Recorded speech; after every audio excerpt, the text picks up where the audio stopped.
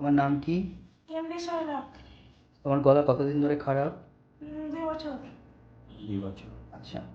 আর কিছু অসুবিধা হয় গলায়? না।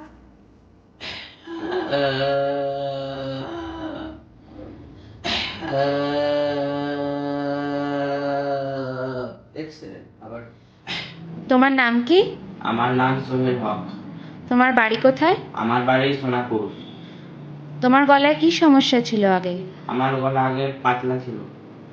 ঠিক আছে, তুমি এখন আমাদের একটা গল্প বলে শোনাও। 3-4টে লাইনে একটা গল্প বলে শোনাও। এক গ্রীষ্মের দিনে একটা পাখি আকাশে তৃষ্ণার্ত অবস্থায় পড়ছিল। তখন সে একটা বনের মধ্যে একটা কলসি দেখতে পেল। তখন